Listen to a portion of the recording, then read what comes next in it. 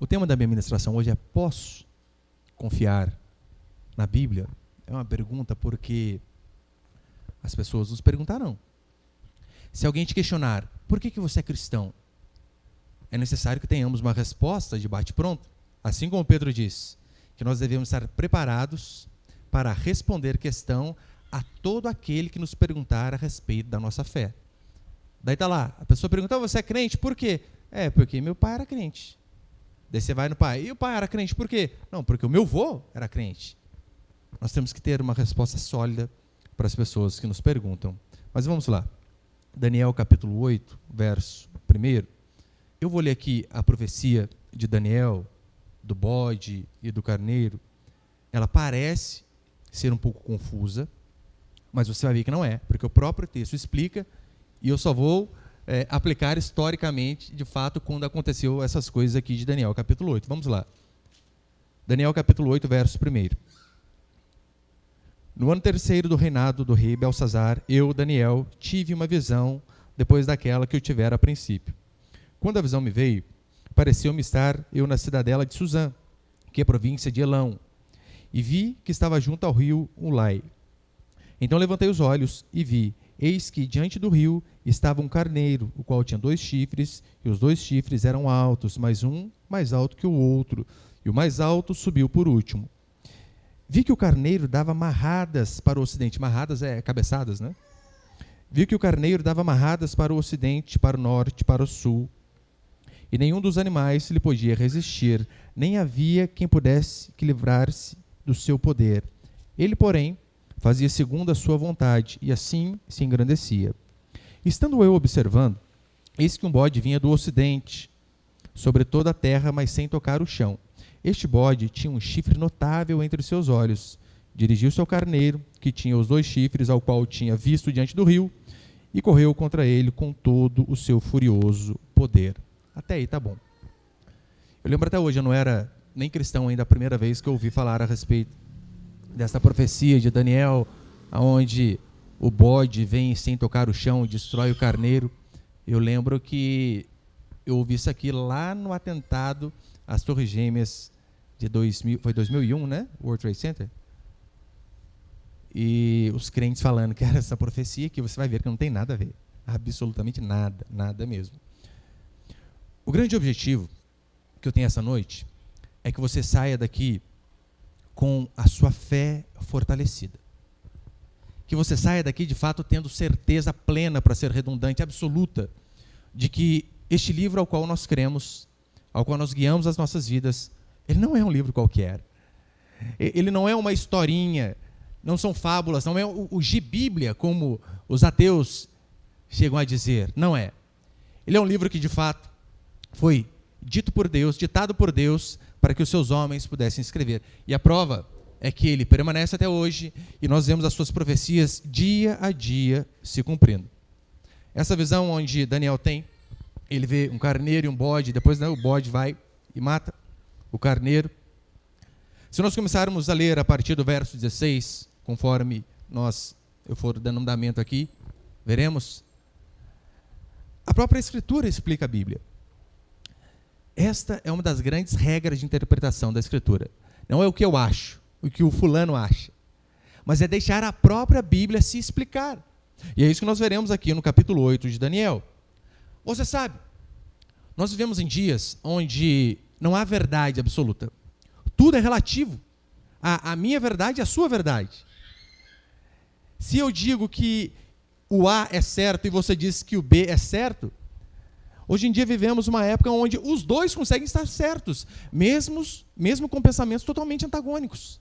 Vivemos na época da relativização, não há absolutos. O único absoluto que de fato há é que não há absoluto algum. O que importa é você ter a sua fé e eu ter a minha, ainda que sejam adversas. Nós dois estamos certos, é o que pensam muitos. Só que daí nós temos um problema. A Escritura se apresenta como única verdade. Jesus, quando ele vem e diz aquela famosa frase, aquela passagem onde ele diz assim, olha, nós somos o caminho, a verdade e a vida. Não, ele não diz nós. Você percebeu como ele ali é singular. Eu sou o caminho. Eu sou a verdade. Eu sou a vida. Não há outro caminho para o céu a não ser eu. É por isso que o cristianismo ele é exclusivista. Então nós teremos um problema, porque a Escritura diz que ela apenas está certa. Só que existem várias outras religiões, várias outras pessoas que dizem também estar certo. Agora, se a Escritura está certa em relação ao futuro, em relação ao amor, em relação a casamento, a como educar os filhos, a como guiar as nossas vidas, se ela está certa, isso implica em que todas as outras formas de se conduzir a própria vida estão erradas. Porque é isso que Jesus toma para si, arroga para si. Eu sou o caminho. Agora, pense, estamos no século 21. 2020 anos já se passaram desde que Cristo veio. E esse livro, muitos dizem, é um livro retrógrado. Não, não é retrógrado, é antigo. É diferente. Com coisa que tudo aquilo que é antigo a gente pode descartar, né? Então faz o seguinte, você pega o que Platão escreveu, Aristóteles escreveu, você pega o que os físicos, Newton, Einstein escreveram, antigo também. E não deu ouvido a eles. Agora, mesmo hoje, no século 21, nós temos uma base sólida, e eu vou mostrar para você, para confiar neste livro e edificar toda a nossa vida com base naquilo que ele diz. No último domingo, eu falei a respeito do novo nascimento, sobre uma doutrina que nós só vemos aqui, no cristianismo. Você não vê o novo nascimento em religião alguma.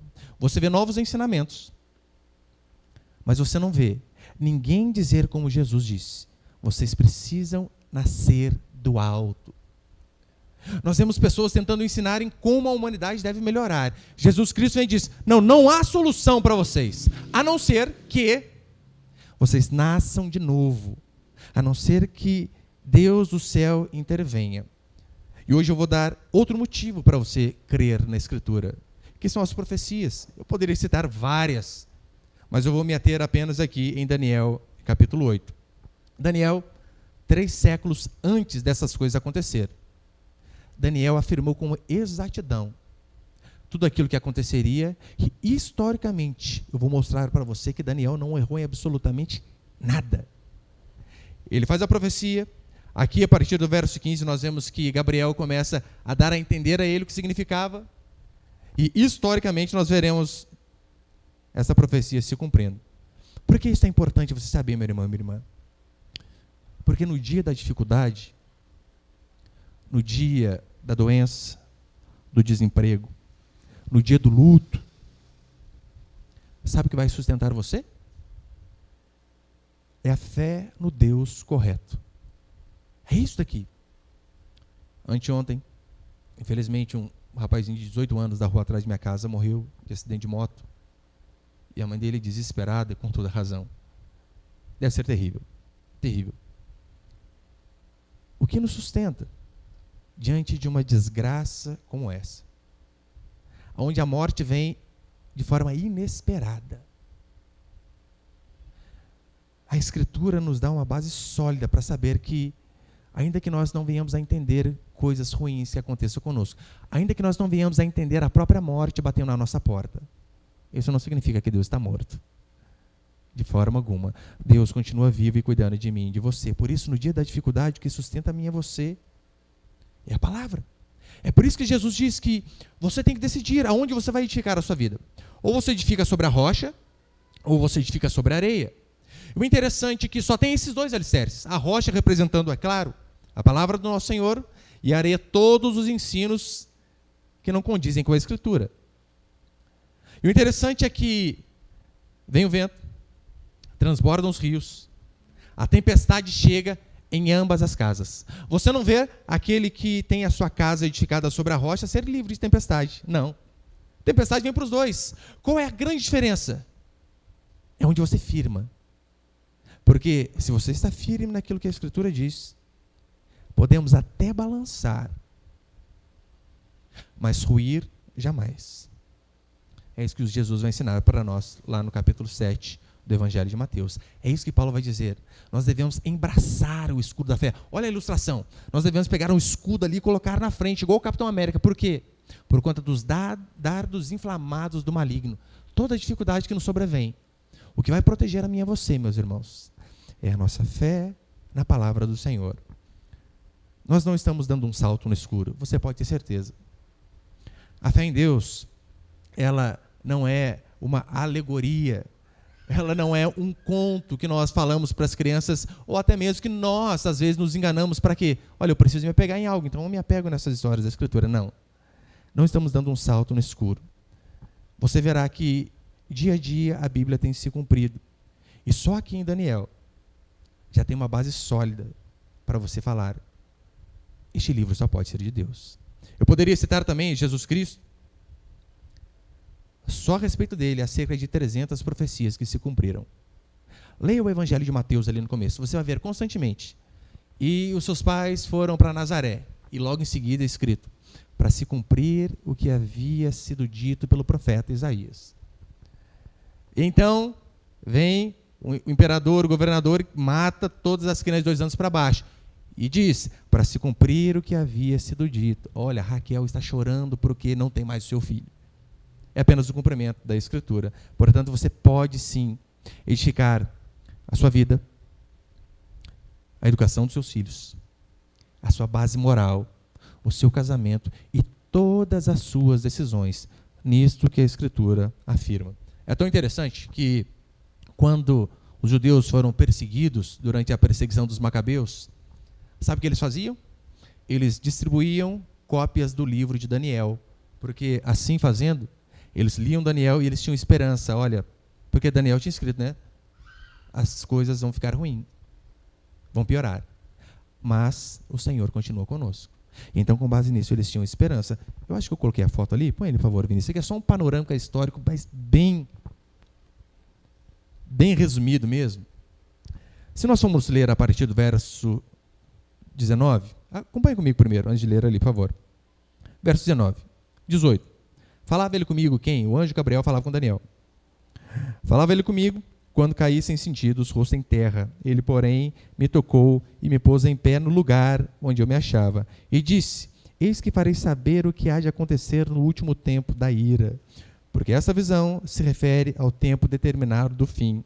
Aquele carneiro com 2 chifres que viste são os reis da Média e da Pérsia. Olha, Império Medo-Persa, né? 2 chifres. Verso 21.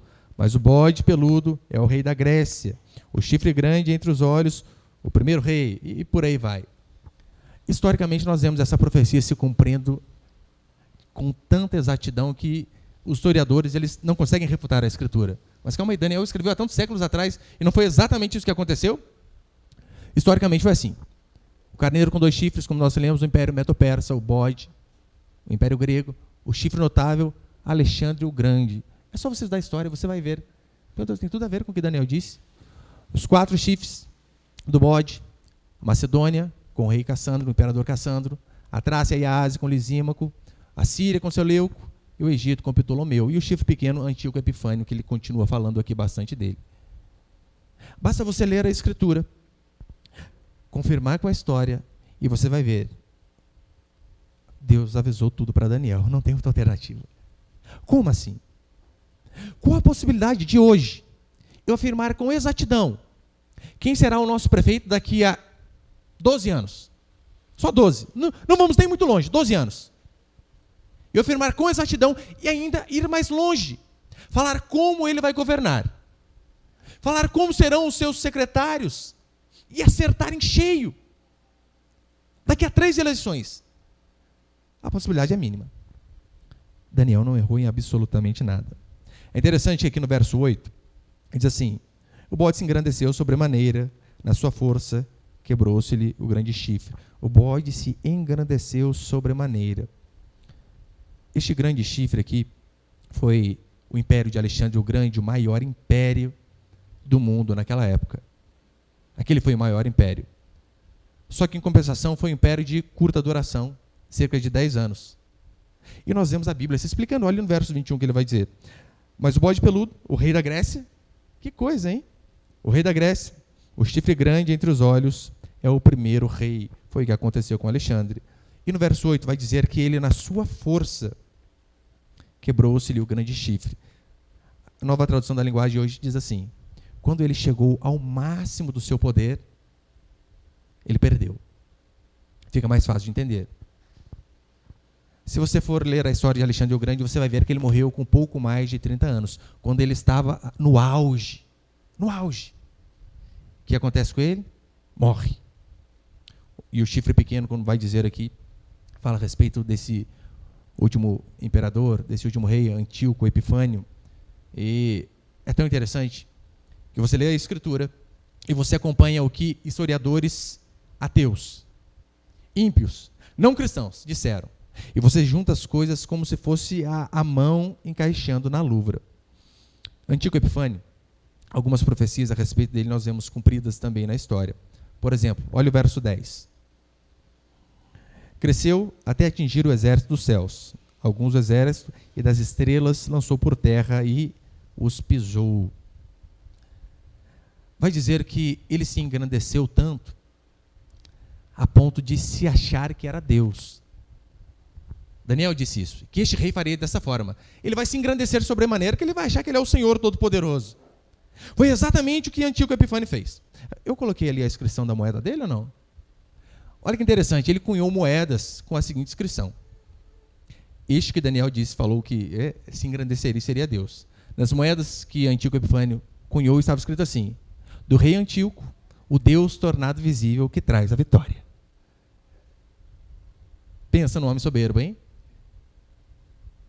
Para Daniel não era novidade. Ele já tinha avisado exatamente o que aconteceria. Depois disse que ele atingiria o exército dos céus, e no verso 24 diz quem era o exército dos céus. Daniel 8, 24. Grande é o seu poder, mas não por sua própria força. Causará estupendas destruições, prosperará e fará o que lhe aprouver. Destruirá os poderosos e o povo santo. Sabe quem é o povo santo? A igreja. Daniel disse que este rei perseguiria e destruiria muitos do povo de Deus. Antíoco Epifânio, ele matou um tanto de judeus. Alguns dizem que chega a cerca de 100 mil. Daniel já tinha dito isso para o povo: preparem-se, vai levantar o rei, e quando isso acontecer, todo mundo vai se lascar. Todo mundo, sem exceção. No verso 11, eu já vou mostrar de forma bem prática por que nós podemos crer em tudo isso. Alô? No verso 11, diz que ele interromperia o sacrifício do templo. Lembra como funcionava no Antigo Testamento? Havia sacrifício 2 vezes por dia ali no templo. Sabe o que esse rei fez? Cessou com o sacrifício. Daniel disse que assim ele faria. No ano 169 a.C., foi exatamente o que ele fez. Ele proibiu o sacrifício e, pior, chamou o templo de Deus de templo olímpico de Júpiter. Meu irmão, você pode, de fato, sim, crer com todo o seu coração na Escritura. Eu quero, com base nisso, passar 2 princípios aqui. Põe para frente ali primeiro, por favor, Plínio. O primeiro princípio é: as profecias comprovam a veracidade das Escrituras. Você sabe que o cristianismo diz assim: Deus se revelou a nós. Essa é a diferença, como eu expliquei na última semana, na última quarta. A filosofia é o homem sentado, pensando por si mesmo e chegando a uma razão, chegando ao seu objetivo, achando aquilo que traz de fato sentido para a sua vida. Em certa forma, todos nós somos filósofos. Se para você o dia de sua alegria plena, o dia que você casar, ter um carro, uma casa própria, essa é a sua filosofia de vida. Mas o cristianismo, ele diz: aquilo que nós cremos não é fruto de um homem sentado pensando. Deus revelou a nós. Mas você sabia que isso não vem apenas do cristianismo? As outras religiões também dizem isso. Os testemunhos de Jeová, eles dizem que Deus falou com eles. Os adventistas, os mórmons, tem até o Evangelho segundo o Mórmon. Agora, por que eu não sigo o caminho do adventismo, de testemunho de Jeová e nem dos mórmons? Ora, compare as profecias deles. Falharam, sem exceção. Testemunho de Jeová disseram: olha, Jesus vai voltar em 1914. 1914 começou a Primeira Guerra Mundial. Os adventistas também programaram a volta de Jesus. Erraram. Os mórmons vão para o mesmo caminho. Como saber que eles estão falando a verdade se, em relação a profecias sérias, eles erraram? Como? Como eu vou depositar minha confiança em algo que já errou, e errou feio lá atrás? Não há possibilidade. Se eles estão errados em relação ao futuro, como nós saberemos que eles estão certos em relação ao presente? Como nós teremos a certeza que eles estão certos em relação à educação dos nossos filhos? Em relação a como manter o nosso casamento?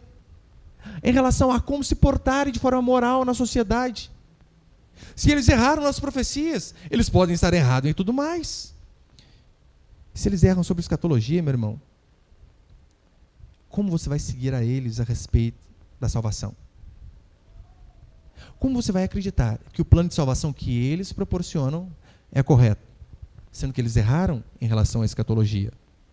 Só em Daniel, como eu disse, são várias profecias se cumprindo, várias. No Novo Testamento, Jesus Cristo, nós vemos várias se cumprindo também. Então, no dia da angústia, sabe o que você pode fazer? Você pode não abrir, igual muitos pensam, né, uma roleta russa. Vamos ver o que Deus quer falar comigo. Não. Abra lá no Salmo 23 e saiba que aquilo é a palavra de Deus para a sua vida. Diante da dificuldade, do problema, ainda que você esteja passando por uma turbulência terrível, diga: o Senhor é o meu pastor e nada me faltará. Ainda que eu ande pelo vale da sombra da morte, eu não temerei mal nenhum. Por quê? Não é porque eu sou forte, é porque o Senhor está comigo. Essa é a diferença da Escritura. Nela você pode sim se ancorar, se amparar totalmente. Porque aí você podemos ter certeza que Deus cuidará de nós. Como diz o último versículo de Mateus: eis que estou convosco todos os dias até a consumação dos séculos. Esta é a única certeza que eu tenho. Minha esposa disse que ficaria também até o final, eu espero. Meus filhos eu sei que um dia vão embora. Irmãos, vêm e vão. Pessoas morrem. Mas o Senhor, Ele nos deu essa certeza. Eis que estou convosco todos os dias, até a consumação dos séculos. Isso primeiro nos dá fé para obedecer os mandamentos do Senhor. Sim, você pode olhar para a Escritura e ver um mandamento que a princípio é muito difícil. E você pensar: eu não dou conta. Você pode. Mas se eu fizer como a Escritura ordena, é bem provável que eu perca amigos, empregos, relacionamentos, dinheiro. Mas o simples fato de Deus não falhar, você pode obedecê-lo sem duvidar de nada, porque Ele disse que guardaria a mim e a você. É por isso que quando a Escritura diz: honre teu pai e tua mãe para que te prolonguem os seus dias, assim você deve fazê-lo. E perceba, a Escritura não diz: honre seu pai e sua mãe se eles forem crentes, firmes e batizados. Não. Apenas honre pai e mãe, ainda que seja um traste, ainda que tenha abusado de você uma infância toda, ainda que você nunca tenha conhecido. O mandamento é o mesmo. Honre pai e mãe para que os seus dias se prolonguem, porque a recíproca também é verdadeira. Desonre pai e mãe e morra cedo. Quando a Escritura diz que aquele que deseja ficar rico peca, meu irmão, minha irmã, não se envereide por esse caminho, em busca de dinheiro e de status. Porque se este for o seu objetivo, o seu alvo, a possibilidade de você se desviar daquilo que Deus planejou para você é enorme. Crer na Escritura nos dá fé para descansar, mesmo em meio às angústias, mesmo em meio às tribulações. Por que os ímpios vivem com medo? Você percebeu? Ímpio tem medo de tudo. Ai, mas se eu morrer de Covid? Morreu, gente, acontece. Você vai morrer mais cedo, mais tarde, vai. Só que você percebeu o desespero que eles têm? Agora, nós que de fato temos a esperança de que toda a nossa vida está no controle do Senhor, sabemos que não tem como a gente adiantar a nossa ida, não, é na hora dele. Vai ficar dando sopa, azar, né? Ficar colocando pneu remote no carro. Evita. Talvez você dê uma acelerada, mas via de regra, não tem como. Eu falei para os irmãos, né? Deixa eu adendo. Estourou o pneu comigo a 110 por hora na adulta, sobrou nada, só a roda. Só deu tempo de falar uma frase. Meu Deus! Abri o olho e pensei, deixa eu ver, anjo, tem? Estou vivo, aleluia. Mas nós sabemos, a nossa vida está debaixo do controle do Senhor. Se nenhum fio de cabelo, meu irmão, da nossa cabeça cai se não for a vontade dEle. A nossa fé em Deus nos dá força para descansar. Eu lembro de ter lido um filósofo francês que dizia que, olha, ele prestes a morrer, dizendo assim, eu estou indo para um grande talvez. É interessante que você ler Paulo, ele diz assim, eu estou bem certo, que aquele que começou a obra em mim é fiel para terminar. A coroa da justiça já está preparada e será entregue pelo reto juiz. Você vê que Paulo, diante das dificuldades da vida, ele diz assim, ainda que, né? Pode ser. Pode ser que eu passe um perrengue danado, que eu perca amigos, que eu perca a cabeça. Mas quanto à outra vida, meu irmão, eu estou plenamente certo, até redundante. Plenamente certo de que aquele que começou a boa obra em mim, ele vai terminar. Você imagina, os persas começaram a derrubar a Babilônia, onde Daniel era escravo. E Daniel vê a Babilônia, que era uma superpotência, começando a ser arrebentada pelo Império Medo-Persa. E o povo desesperado, e com razão. Aí então o povo diz, Daniel, mas calma aí, você está calmo, tomando maracujina, rapaz, o que aconteceu? Daniel diz, não, Deus já me revelou o que ia acontecer. É mesmo, Daniel, conta pra gente. Que daí a gente começa a ficar mais em paz. Daniel disse, as coisas vão piorar. Mas o Senhor está conosco. Ele está no controle da nossa vida. Por mais que você não entenda a sua circunstância, a crise conjugal, o desemprego, a enfermidade, o luto, não se desespere. Existe um Deus no andar de cima que já está vendo o final da nossa estrada. Só que nós, infelizmente, estamos aqui, nós temos uma visão limitada, né? Conseguimos ver apenas o que está à frente. Mas há um Deus que está no alto. E este Deus que está no alto, Ele está vendo todo o nosso caminho. E Ele há de nos guiar até o final. Por isso nós podemos descansar nele. Podemos sim descansar nele. Sabe o que me traz paz diante de tanta desgraça que acontece, de tantos problemas? É porque eu leio Daniel e eu vejo essas profecias se cumprindo.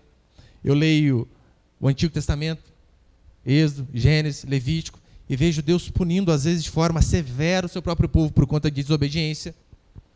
Eu vejo historicamente essas profecias se cumprindo. Mas eu vou lá para Apocalipse, onde tem o final. E um dos versículos que eu mais amo em Apocalipse é que um dia o Senhor voltará e enxugará dos nossos olhos toda lágrima. Ah, como que eu me regozijo neste versículo. De saber que todo sofrimento aqui, todo choro, toda lágrima derramada, ainda que sejam muitas, é temporário.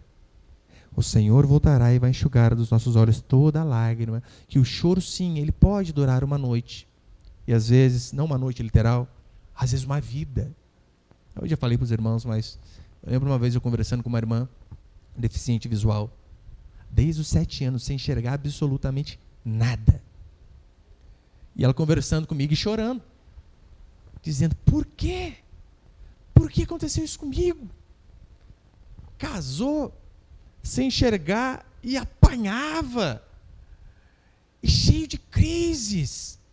Por que é tanto sofrimento? Eu disse para ela, irmã, eu sei que o seu pecado corroborou para isso. O nosso pecado é que nos traz desgraça. Eu sei porque nós sofremos, é o pecado. Mas não perca a esperança. Ainda que os seus olhos sejam fechados aqui, para coisas boas que este mundo oferece, mas também há tantas desgraças. Eu oro para que você seja curado, não foi, infelizmente. Mas de uma coisa eu tenho certeza. Um dia os seus olhos se abrirão diante do Rei da Glória. E o dia em que os seus olhos se abrirem diante dele e você ver apenas um fulgor do esplendor da glória do nosso Senhor, você não vai nem lembrar dos seus 70 anos sem enxergar. Esta é a minha e a sua esperança. Esperança de que Deus nos consolará. E também a certeza de que o Senhor castigará os homens maus. Essa é outra certeza que o livro de Apocalipse diz o tempo todo. Haverá o castigo dos homens maus, que Deus, ele não é parcial com a nossa justiça. Ele é extremamente justo. E olha a linguagem que Apocalipse usa. Haverá uma época de tanto sofrimento, que os homens dirão aos montes: caí sobre nós, mas não nos deixe ver a ira do Cordeiro. Você consegue imaginar o tamanho do desespero destes homens? A ponto de pedir de serem esmagados por montanhas, a ver a ira do Cordeiro? É isso que acontecerá com os ímpios também. É por isso que eu e você não podemos, nem devemos nos angustiar por conta da prosperidade deles. Porque é isso que acontece conosco. Às vezes você está aqui, decide fazer o que é reto, é fiel a Deus. Por conta disso, parece que coisas ruins começam a acontecer. Quantos casos eu já vi de pessoas dizerem: pastor, eu comecei a ser fiel, falei, cara, vou fazer o que é certo. O marido foi embora, o namorado partiu, decidiu ser fiel no dízimo, ficou desempregado. Várias vezes. E às vezes nós olhamos para o ímpio e a vida dele parece que não é nem a passos largos, né? Parece passo de gigante. A cada dia melhor. E a tendência é a gente ficar angustiado. Por quê? O Salmo 73 responde. Salmo 73, versos 2 e 5. Quanto a mim, porém, quase me resvalaram os pés. Olha o que o salmista está dizendo. Resvalaram é o seguinte: ó, eu estava andando no caminho do Senhor, mas quase dei uma tombada ali. Quase escorreguei. Ele vai explicar o porquê que ele quase escorregou. Quanto a mim, porém, quase me resvalaram os pés. Pouco faltou para que se desviasse os meus passos. Por quê? Pois eu invejava os arrogantes ao ver a prosperidade dos perversos. Para eles, não há preocupações. O seu corpo é sadio e nédio. É dose, às vezes. Você vê, puxa, crente doente, o cara lá bebe todo final de semana. Não tem uma cirrose. Jesus amado. Não partilham das canseiras dos mortais. Gente, eles não cansam. Eles não estressam, só a gente. Não partilham das canseiras dos mortais, não são afligidos como os outros homens. Aí o crente fica desempregado, o ímpio, ladrão, corrupto, sem vergonha.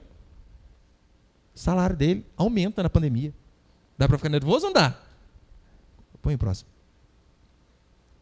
Ele termina dizendo: até que... Ele estava lá, o salmista. Ai, Deus, que inveja desse povo. Eu quase dizia, porque eu fiquei olhando lá, marvado, gente. Só enriquecendo, e eu crente na pindaíba. Até que entrei no santuário de Deus e atinei com o fim deles. Ou seja, até que eu tive um vislumbre do que seria Apocalipse. Do que seria a ira de Deus sobre estes. Até que entrei no santuário de Deus e atinei com o fim deles. Tu certamente os pões em lugares escorregadios e os fazes cair na destruição. Este é o fim do ímpio, meu irmão, a destruição. Ainda que não seja destruição aqui neste mundo. A destruição é certa. Se a destruição deles é certa, a nossa recompensa também. Você não perde nada por ser fiel. Pode perder aqui. Bens materiais, pessoas, coisas. Isto não é nada, nada, comparado àquilo que nós ganharemos por conta da nossa fidelidade. Ainda que nos persigam, ainda que venhamos a virar chacota, ainda que venhamos a empobrecer por conta da nossa fé, ainda que venhamos a ser ridicularizados. O quê? 20 anos com a mesma mulher? Você é louco! Porque para muitos, né? Muitos se vangloriam do que? Eu saí com 20 mulheres no ano. Rapaz, eu me vanglorio de outra coisa. Eu estou 20 anos com a mesma. Jesus amado, troféu para ela. 20 anos! Mais da metade da minha vida. O homem honesto. O marido e a esposa fiel. A mulher que foi fiel naquela missão que muitos ridicularizam. A missão de mãe. Que hoje em dia, convenhamos, você vai abrir lá um carnezinho lá na loja 100 lá. Espero que você não compre prestação. Mas vamos colocar que precisa. Você vai lá. Preciso fazer o cadastro. Profissão. Você até remói para falar do lar. Dá até vergonha, gente. Como assim? Essas daí, como Paulo diz, que cuidam bem da própria casa. Olha o conselho de Paulo, cuida bem da própria casa. Essas serão recompensadas. Essas mães que não caíram no canto da sereia, a ponto de enfiar a criancinha com 4, 5, 6 meses na creche, para poder ganhar o seu tão suado dinheiro. Eu, sinceramente, eu não consigo entender. Pobre é uma desgrama, tem que ser estudado pela NASA. A mãe, ela deixa o seu filho de forma integral na creche para ganhar um salário e arruma uma babá. Ela trabalha o mês inteiro, porque, né, limpar a casa é ruim, mas limpar a casa dos outros é bom. Dá para entender essa lógica? É opressão se submeter ao marido. Não vou submeter a marido nenhum. Ah, mas submeter ao patrão, daí é joia. Não dá para entender essa lógica. Daí ela vai lá, ganha um salário para trabalhar fora. Vem, paga meio salário para babá que ficou com a criança. Não dá para entender. Agora, pessoas que de fato resolvem obedecer a Deus serão recompensadas. Oremos para que seja neste mundo. Se não for nesse, no outro, é certeza. E segundo, para encerrar, põe ele, por favor, Vinícius. Segundo princípio, o anticristo. Em Daniel capítulo 8, que nós lemos aqui, vai falar sobre o chifre pequeno, que nós lemos, sobre momentos finais antes da primeira vinda do Senhor Jesus Cristo. Mas se você ler o capítulo anterior, Daniel 7, você vai ver que em Daniel 7 também fala sobre o chifre pequeno, só que ali era outra coisa. E você fala, pastor, mas calma aí, tem 2? Não, tem vários. Porque é o que vai dizer a Escritura. São espíritos do anticristo. É que muitos pensam, né, que olha, o anticristo vai ser personificado em apenas uma pessoa. Mas o próprio apóstolo João diz, não, o espírito do anticristo já está por todo lado. Põe ali, Vinícius, por favor. 1 João 2,18. Filhinhos, já é a última hora. Daniel falando que era a última hora, João falando que é a última hora, Apocalipse fala que é a última hora. Está nas últimas, isso é verdade, pode ter certeza. Eu falei quarta-feira. O que são os últimos dias? Da vinda de Jesus até a volta. Ou seja, justamente o período ao qual nós vivemos. É o que diz a Escritura. E João vai dizer assim, filhinhos, já é a última hora. E como ouvistes que vem o anticristo, também agora muitos anticristos têm surgido, pelo que conhecemos que é a última hora. Ou seja, há vários anticristos, no sentido do espírito do anticristo estar por aí. Antíoco Epifânio foi um deles. Perseguiu a igreja, matou um monte do povo de Deus, mas não só ele.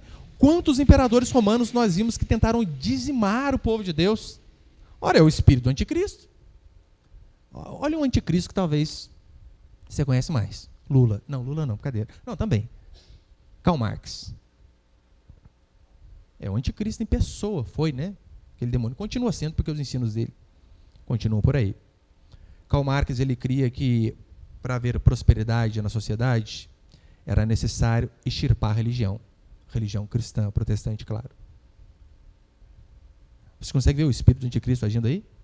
Em um homem que diz que para o mundo evoluir, tem que acabar com o cristianismo. É por isso que não dá, meu irmão. Você escolhe, né? Ou você é cristão, ou você é esquerdista. Ou você segue Marx e seus ensinos. Não dá para ser os dois. Não tem como. Ou é falta de conhecimento do cristianismo, ou é falta de conhecimento do marxismo. Porque os conceitos vão totalmente contra aquilo que a Escritura diz. Nós vemos também a Escritura dizendo que haveria a substituição da verdadeira religião. Foi o que Antíoco Epifânio fez. Põe, por favor, 2 Tessalonicenses. Antíoco Epifânio, o que ele fez? Ele cessou o sacrifício, pior, matou um porco no lugar, que era um animal que o povo de Deus, para eles, era carne imunda, contaminada. 2 Tessalonicenses, Paulo vai dizer assim, e com todo engano de injustiça aos que perecem, porque não acolheram o amor da verdade para serem salvos, com todo engano de injustiça. Você percebeu como que a mentira tem tomado conta de coisas que há 2, 3 anos atrás eram verdades absolutas? Hoje em dia, as pessoas conseguem afirmar A e a tarde B e achar que não estão se contradizendo. A verdade está sendo suprimida, não há mais verdade absoluta. Paulo vai dizer em 2 Timóteo 4,3 também assim, Pois haverá um tempo em que não suportarão a sã doutrina, ou seja, a pregação do evangelho, né? Vai haver um tempo que as pessoas não vão aguentar. Esse negócio de pregação expositiva, não dá. Haverá um tempo em que não suportarão a sã doutrina, pelo contrário, cercar-se-ão de mestres segundo as suas próprias cobiças. Ou seja, vai haver um tempo onde as pessoas elas não irão para a igreja para ouvir o evangelho. Elas querem ir para ouvirem uma palavra de ânimo, de consolo e que jamais confronte os seus pecados. É isso que elas querem. Não é isso que nós vemos hoje? Daí você vem aqui, arrependei-vos, raça de víbora. Você não volta mais. É assim que acontece. Como que sentindo coceira nos ouvidos, se recusarão a dar ouvidos à verdade, entregando-se às fábulas. Tu, porém, se é sóbrio em todas as coisas. As pessoas preferem, sim, dar ouvido às fábulas do que ouvir o evangelho. Você consegue ver o cumprimento dessas coisas na igreja cristã? Já estou encerrando. Consegue ver? Pessoas que não querem dar ouvidos à verdade. Elas preferem ouvir um pastor herege que diz assim: Deus tem o lápis que escreve a sua vida, mas você tem a borracha que pode apagar. Assinado Tiago Herege Bruni. Acredita? Chegamos a este absurdo de um pastor falar assim: olha, Deus tem um lápis, né? Ele escreve ali no livro da vida, mas você, se achar que Deus deu uma erradinha na ortografia ali, ou não gostou de algo, né? Apaga. Você olha o canal no YouTube de um cara desse, vai bomba de gente. Milhões de gente assistindo. Igrejas viraram uma plataforma de entretenimento. Nós não vemos hoje pastores que leem a Escritura, dobram o joelho em suas casas e dizem: Senhor, que venha a mim a tua palavra, dá-me graça de apenas transmitir à sua igreja aquilo que o Senhor transmitiu aos seus servos do passado. Não, esse tipo de pastor não vemos mais. Não vemos mais. Sabe o que nós vemos? Pastores, não que oram, mas que vão para os seus quartos, pensam: o que eu posso levar para o povo hoje ficar alegre? Daí dá uma olhadinha no YouTube, puxa vida, se eu fizer isso aqui, eu acho que o povo gosta, hein? Para atrair os jovens. Cara, se eu colocar uma fumacinha ali, um estrobo, o pessoal entrar no meio da fumaça e chegar, nossa, é louco, o pessoal fica doido. Vou fazer. É isso que nós vemos. Ele senta e tem uma ideia. E não prega a palavra do Senhor. Você sabia, né? Este lugar aqui não é um lugar para você vir e se sentir bem. É um lugar para você vir e ouvir a palavra. É um lugar de reverência. É claro, vamos fazer da melhor maneira possível. Som, ventilador, tudo que tiver. Mas se não tiver, meu irmão, o que importa é ter a palavra. Não foi assim que aconteceu com João Batista? Imagina se você fosse da igreja de João Batista, meu irmão. Eu sei que aqui você fica aí, você está assim, morrendo aí. Imagina se você fosse da igreja de João Batista. Você chegar, pastor João, tudo bem? Onde que eu sento? Faz um montinho de areia aí. Escolhe. Mas a areia está quente. Azar. Tem ar-condicionado? Não. Era assim, no deserto. Não tinha nada. Mas João Batista era estiloso, né? Passar um gel no cabelo, pintava de laranja. Cara, o cara se vestia de roupa de camelo, de bicho, justamente para ser uma antítese ao sacerdócio da época. Pastor, a palavra dele era, né? Você é o centro de Jesus, era? Não era. O povo andava quilômetros para ouvir a pregação. O povo chegava e João Batista falava: cão, cobra, arrependa-se. Só que essa mensagem convertia. É claro, né? Não vamos ser desrespeitosos de forma alguma. Mas o evangelho por si só já ofende. E para encerrar, Paul Washer, ele tem uma frase que ele diz assim: se você usa meios carnais para atrair pessoas para a sua igreja, você vai atrair pessoas carnais e terá que continuar usando métodos carnais para mantê-las na igreja. É por isso que pessoas que não pregam o evangelho ficam o tempo todo bolando algo para alegrar o povo. Daí você pensa comigo, em Apocalipse vai dizer sobre o 666, né? A marca da besta. Daí você pensa, pastor, isso é uma marca literal? É óbvio que não. É bem figurado, nós vamos aprender isso no livro de Apocalipse. Agora, se você pega uma igreja que está mais preocupada com a sobrevivência financeira e por conta disso não prega o evangelho, essa igreja já está marcada, com certeza. Não pode ser uma igreja de Deus. Se você pega um pastor que, por medo de não ter o que comer, deixa de pregar aquilo que é correto, é um pastor que já está marcado pela marca da besta. Se você é alguém que tem medo de ser fiel a Deus, porque você pode perder as coisas, meu irmão, sinto lhe dizer, mas você não tem a marca do Senhor. Não tem. E você devemos sim sermos fiéis a Deus a todo o tempo. Eu não tenho dúvida também que esse povo do não julgueis, né, que você não pode falar nada. Tem até um grupo que eu participo no Facebook de crente, né? O nome é cristão, pelo menos, né? E eu coloquei um artigo que dizia assim: prepare-se para muitas derrotas. Eles rejeitaram o artigo. Não, isso aí não é bíblico. Você não lê a escritura, gente? Você não consegue ver um monte de gente morrendo aqui? Povo sofrendo, você não consegue ver? Tá bom, não tem problema não. Eu vou sair só de raiva. Aí não vou ficar aqui para esse povo converter. Vou continuar. Enquanto nós vemos muitos cristãos preocupados, será o chip, o cartão Visa, a máscara, né? Muita gente fala, você acredita que eu vi até isso? Olha, a marca da besta lá é a máscara, porque sem a máscara você não pode entrar para comprar as coisas para comer.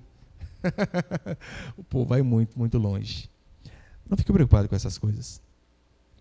Fique preocupado se você guarda, de fato, os mandamentos, ainda que você falhe. Mas até diante das falhas, você se levanta e diz: eu preciso fazer o que é correto. Eu preciso obedecer a Deus. É isso que eu e você precisamos. Nós precisamos ter a certeza de que a Escritura é a verdade. Quantas mulheres que às vezes por medo de ficar solteira se entregam a qualquer um. Quantos homens que com medo de não ter o pão para trazer para sua família amanhã, aceitam um suborno hoje. Não, esses não têm a marca do Senhor. Devemos fazer como Daniel fez, Daniel e seus amigos.